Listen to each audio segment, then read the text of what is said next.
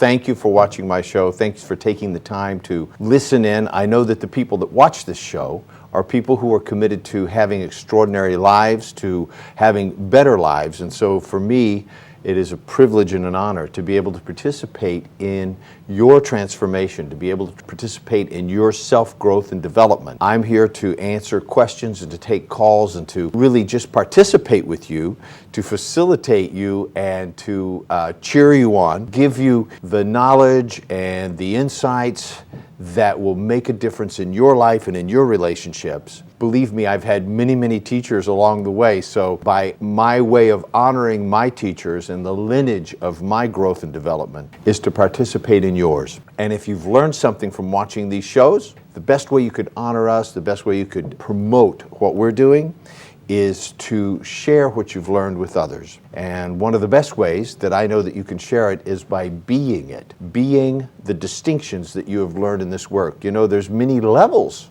of learning and knowledge. And one is to collect a lot of knowledge and to write down a lot of notes and to try to memorize what somebody said or try to repeat it in some way.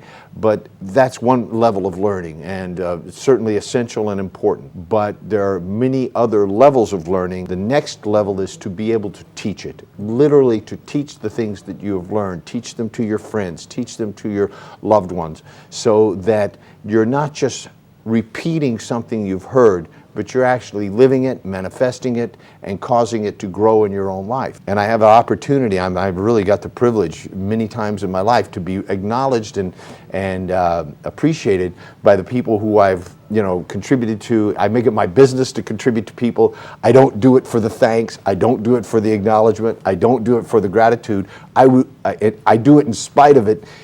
Even if nobody ever thanked me, I would continue to do what it is that I do because I believe in what we're doing. I believe in the gift that we're giving. Otherwise, I wouldn't be able to get up in the morning and go to Embrace Growth and create the artwork and the ads and the television shows and the programs and the seminars and the workshop. I just wouldn't be able to do it if I didn't believe in it. So I believe in that. I believe in the good that we're giving to people. And so I feel called upon from the inside to do this. How I know that I am doing what I'm called upon to do is that it's manifested out there in the world in many ways. Just like the meditation room is a manifestation of something that I believe on the inside, just like you have many things in your life that you believe in, and you can see the manifestation of it. In other words, the physical evidence of it in your life. Embrace Growth is the physical evidence of my personal belief, my self-growth, my personal development, and the personal development of my, I say me because I'm here on this show. If it was me and my wife who's here on the show with me, I would say us. But for Zita Sayan and myself, what we do is Embrace Growth, and so that's our gift to you. And so the art of receiving, just to complete that, is all about being able to receive as much as you give so that you never run out.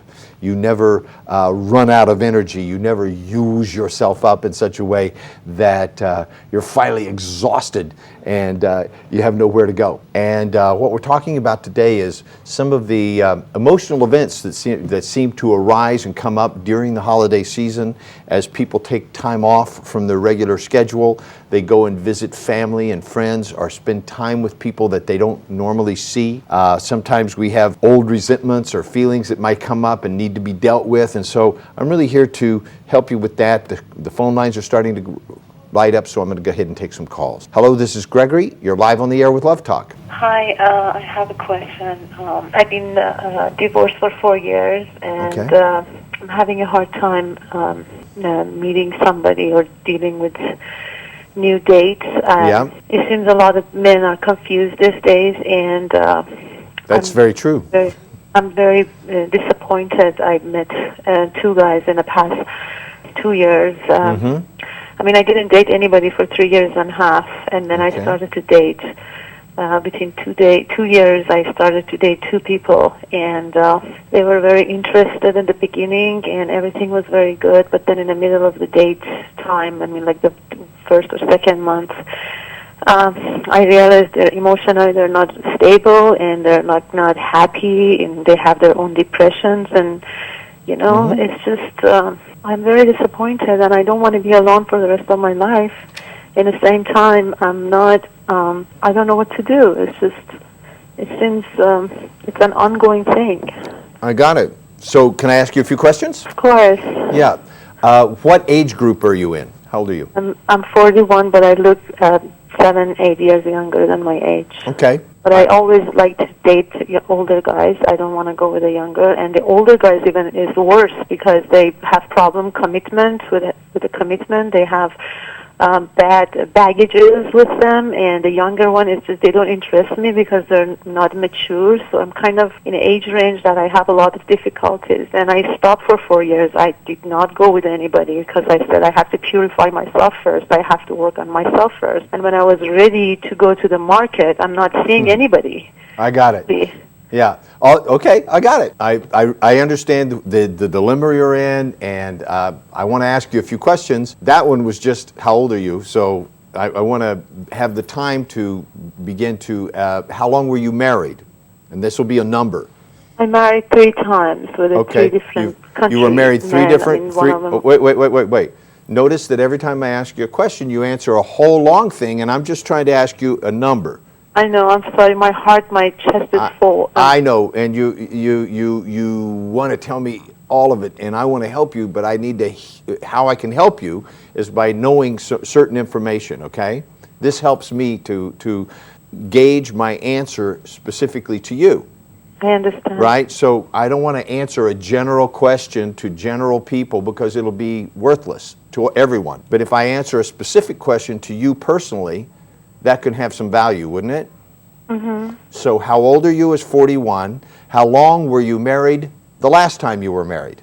5 years. 5 years, and you've been married 3 times. Mm-hmm. I got that. And then you've been unmarried for about 4 years.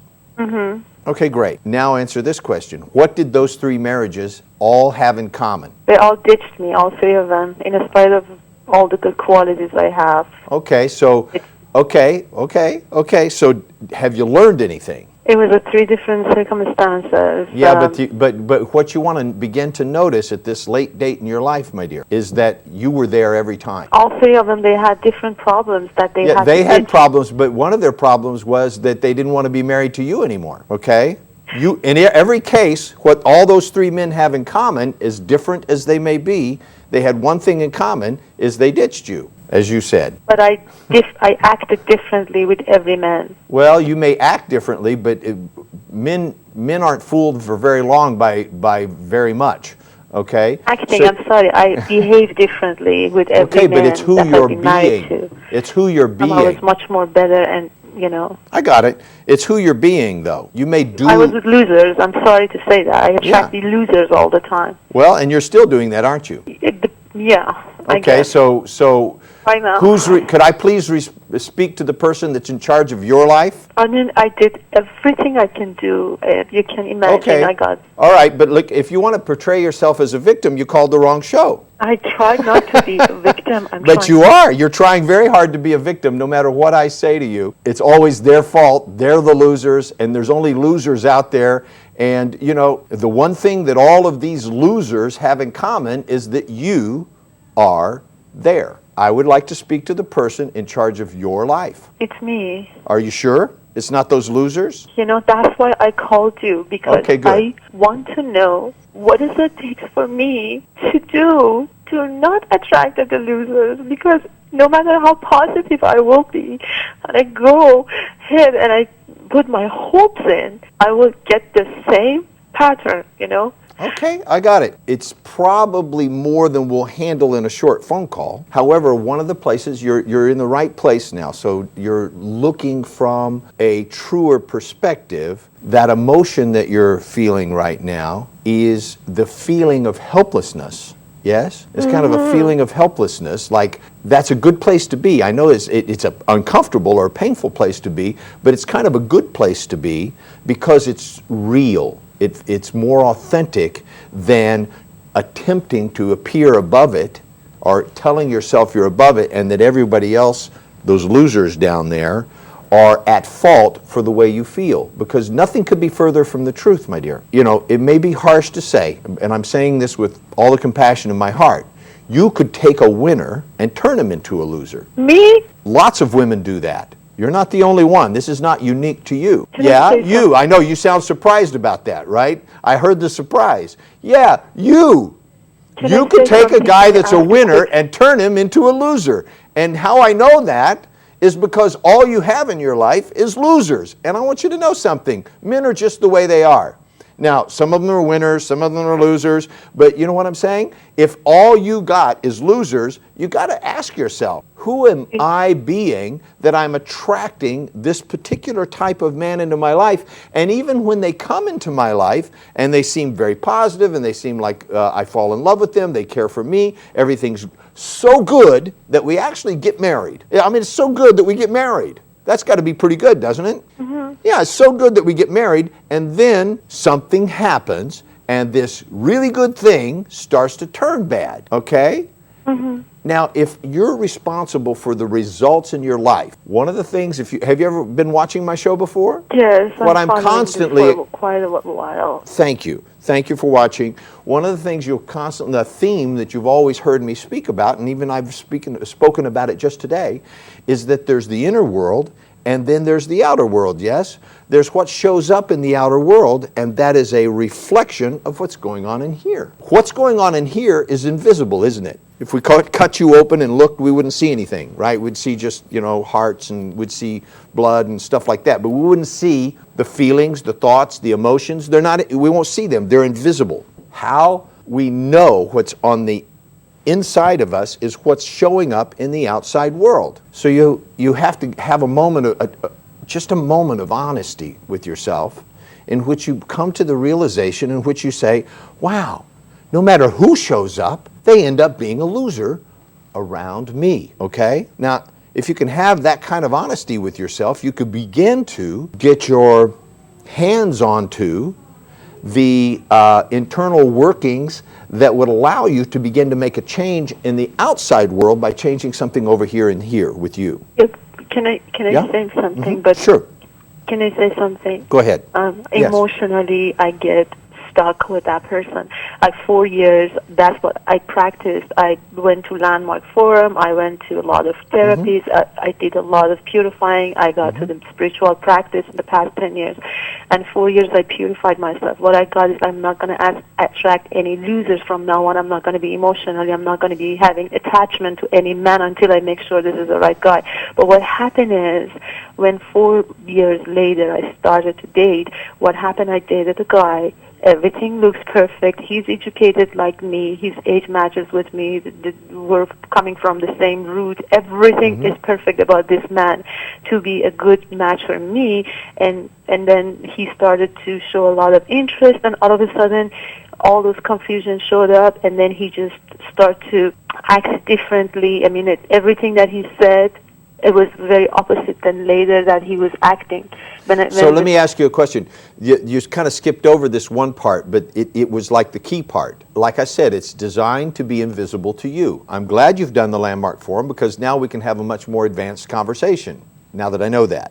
Okay? And for those of you who haven't done the Landmark Forum, I recommend that you look up Landmark Education Corporation, and I recommend that you register yourself for the Landmark Forum. It's a fantastic course. It doesn't fix everything in your life. However, it does give you a powerful way of dealing with the circumstances in your life. And as we're hearing here, it doesn't handle everything about relationships. I've been involved with the Landmark Forum for over 35 years, and I realized that even after 30 years of being involved with the Landmark Forum, I didn't know anything about relationships, and I failed at a relationship, and I ended up becoming a relationship expert out of having failed at that relationship and taking on learning everything I could about it. And then, I had the good fortune to meet my wife, Dr. Azita Sayan, and marry her. And so I've continued on that vein because I found out that it was something missing in the transformational education is about how to have personal romantic relationships with people. So back to you.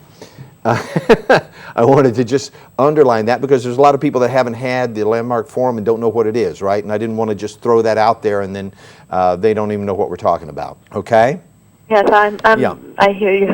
Yeah, okay, great. So you stepped over this one part where you said, then all this confusion showed up, right? Mm-hmm. Then all this confusion showed up. That could mean just about anything, I mean, I don't even know what to think of that sentence, except that, you know, some kind of did it fall from the sky? Did it grow up out of the ground? Did it drive up in a car? Did it call you on the phone? You know, all this confusion showed up is, as you know, a story about something that actually happened. So let's talk about what happens in real space and time that you then later look back on and call it all this confusion showed up. Do you see what I'm saying? With me or with him? Well, it doesn't matter because you were both there, right? You were both there, so there was a time when you were there and he was there, and then there's this thing that you called all this confusion showed up. So what really happened is there was a specific place and time. Where were you? Were you in the car? Were you at a restaurant? Were you in bed together? You know, I don't know. Where were you? I was visiting. He invited me to his home to visit his home and his town, and I visited him, and we had a day together. And then at the end of the day, he was just saying that he actually doesn't want to get involved so much because he's scared, he's not ready. He's only 1 year that he's been divorced, and he doesn't want to get into relationship. And I said, it's okay, I respect that, and I leave it at that point. We're not really so serious. It still is the very beginning of the stage. I got out, and then the same day he called me and he left me a message. He emailed me through 3-4 letters that he's in love with me, I'm the woman, I'm the one, and all these things. I said I have to think about it. I thought about it for a week, and I said I respect that maybe he's confused and I have to give him a chance. Yeah. I went back to him and I said, I'm going to give you a chance, you know, but do not act like that with me, because every time you show disability, disablement, you discourage me, you affect me. And he promised that he's going to take one at a time, and we go ahead and we take the day by day on this relationship to get to know each other. Okay, pause. And perfect. Wait, this is good. This is a good piece of information. Let me give you some feedback, okay? Thanks for helping me help you. He was telling the truth when he said it was too soon, right? Mm-hmm. He was telling the truth. So he didn't like the truth. I'm in love with you. You're the woman, and he said, okay, well, wait. He was also telling the truth then too. You see, but the truth, you know, the truth is, it's too soon for him. That's the truth. How long was he married? 16 years. Okay, I was married 16 years once. When I was divorcing my wife of 16 years, I met Azita Sayan, and she wouldn't have anything to do with me because it was, what? Too soon. I knew it was too soon. She knew it was too soon. I fell for her and wanted to be with her, but I knew it was too soon. I knew that I would screw it up, and I did a lot of times. I just kept messing it up, right? And so we got to know each other over a 2.5 year period of time in which I, you know, went away for a while, like 5 or 6 months, and healed what I needed to heal from, you know, being with somebody for 16 years. Do you understand? And you did not email to other girls, did you? He emailed, and he through my computer, he emailed, and by accident, I opened the Yahoo, which I thought is mine, and I saw that he's emailing with 2 other girls. After he admitted that I'm the one, and that affected me so much. I couldn't trust anymore. Well, I didn't know because where this guy wasn't is. ready. Because he wasn't ready, okay? That's what men do when they're confused and they're not ready. They do things that are not clear, that are not honorable, that's not in their own highest interest. It's not in the highest interest of the people around them. In other words, it's a wounded person. It's a wounded person grasping desperately to try to feel better, and without going inside and healing themselves, which could take up to 2 or 3 years. I'm telling you from my personal experience and from working with thousands of men, it takes a couple of years. The longer the relationship, listen, after 10 years, we're goners. As men, we're goners, okay? We don't even know who we are anymore. We're so related to this other person that we don't know how to be just ourselves again, and how to be ourselves so powerfully that we could be a man for and with another woman. It really takes something for a man to do that. It takes something for a man to be so personally grounded and sure of himself and centered in his own values, his own integrity, his own honor, his own self-discipline, to be able to be with another woman and to be there, really be there for her. That takes something. And we started seeing her looking all beautiful and like a bride and getting married to this really great guy. I don't hate men anymore. I Well. used to for 4 years, but now I'm just disencouraged and disappointed. And Yeah.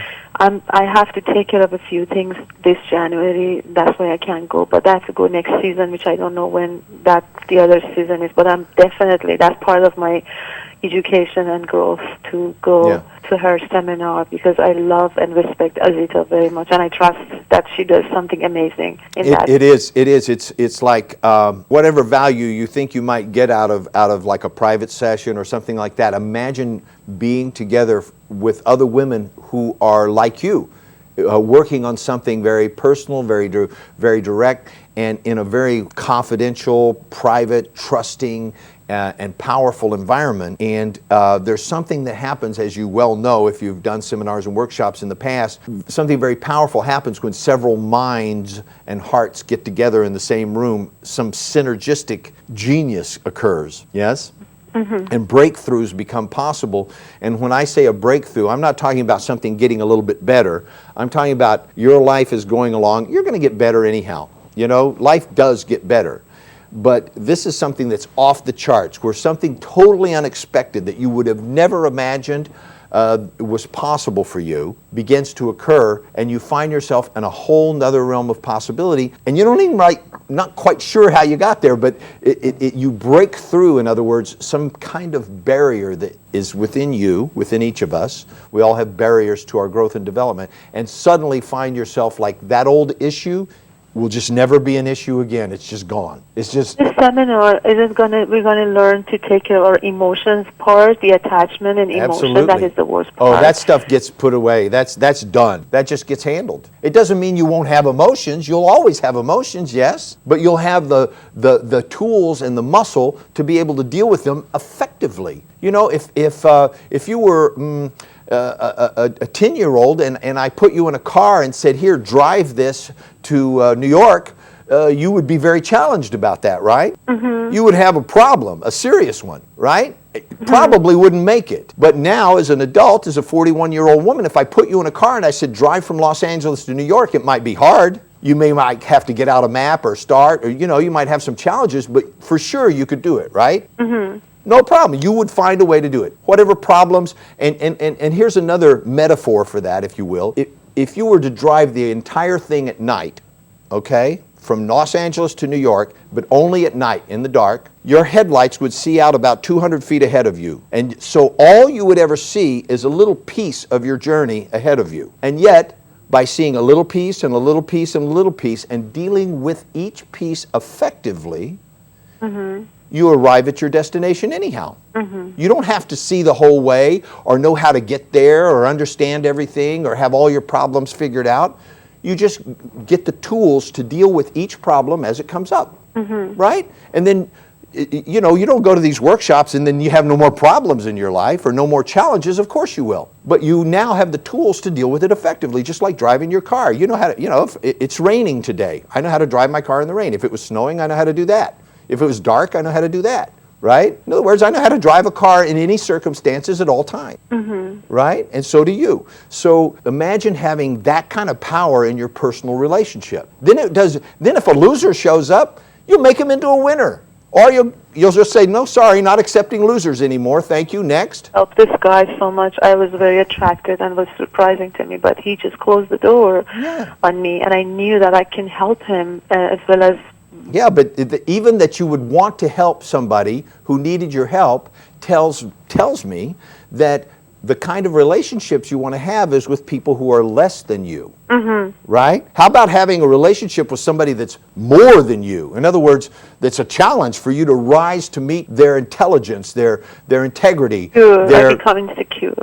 Yeah, right. Well, that's a good kind of insecure, though, isn't it? I'd rather be insecure because I'm trying to rise to some challenge that is calling for my greater good than be insecure because I know I'm dealing with somebody who's probably going to rip me off or cheat me at some point. That's a different kind of insecure, yes? But that one feels familiar to you, so you keep getting drawn towards it, you see? But one day you get finished with that, and it's just like, nope, no thanks, I'm not doing that anymore. I'll have no more of that. And so when it shows up, you're not even interested. Do you see what I'm saying? You can see them coming a mile away, right? And on the other hand, the ones that are supposed to be attracted to you, here's the thing. You can only attract people who are at the same vibratory level as you are. That's why when I said earlier, you keep attracting losers, right? Because when you raise your vibratory level, when you raise your vibration by becoming more refined, sophisticated, and emotionally intelligent and spiritually connected, then people who are on that level of vibratory existence will be attracted to you. But then it's falling in love for me is difficult. I mean, to fall in love. Well, to fall in love is a whole metaphor for actually losing control and falling, and that's a whole nother thing. They're telling me I'm out of time, and so I love this conversation. I'd love to continue to support you in it, but I'm out of time, and so I got to go. I really appreciate. So I hope this has helped. You're great, and I'm grateful for this conversation. I hope you all the best. Thank you so much. Thank you for allowing me to coach you, and call me back and let me know how this works out, okay? And I'm glad that you're going to be taking one of these workshops. Thank you. Yeah, okay, great. If you're interested in any of the CDs and DVDs that I spoke about at the beginning of the show, then please call embracegrowth.com, and you can also find out about them on our website, okay? Thank you for joining me for Love Talk, and good day.